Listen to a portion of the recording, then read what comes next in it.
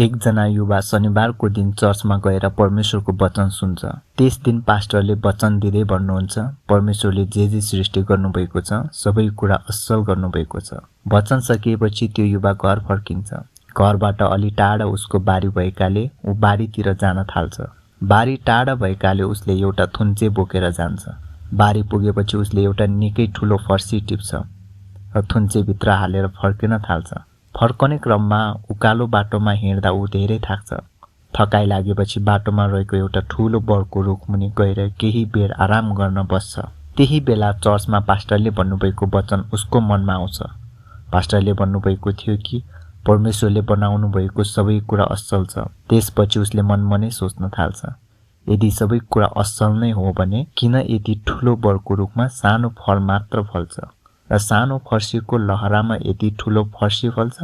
ठुलो रुखमा त ठुलो फल फल्नु पर्ने हो अनि सानो लहरामा सानो फल। तर परमेश्वरले त ठिक उल्टो सृष्टि गर्नुभएको छ।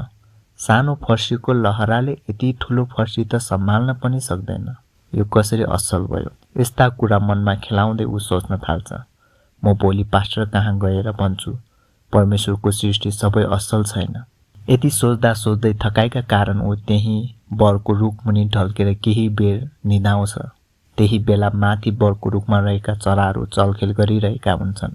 अचानक एउटा सानो बरको फल झर्छ र सुतिरहेको युवाको टाउकोमा लाग्छ।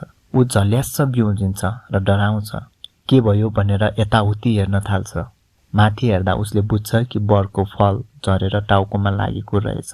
त्यसपछि उसले गम्भीर भएर सोच्न थाल्छ, यदि परमेश्वरले यो बरको रुखमा फर्सी जत्रो ठुलो फल फलाउनु भएको भए आज त मेरो टाउको फुट्ने थियो। त्यो क्षण उसले परमेश्वरको बुद्धि र सृष्टिको गहिरो अर्थ बुझ्छ। ऊ मनमनै भन्छ, साँच्चै हो रहेछ, परमेश्वरले बनाउनु भएको सबै कुरा असल नै रहेछ। उहाँले जे गर्नुभयो ठिक समयमा, ठिक ठाउँमा, ठिक तरिकाले गर्नुभयो। यही सोच्दै परमेश्वरलाई धन्यवाद दिन्छ र मनमा शान्ति लिएर खुसी हुँदै घर फर्किन्छ।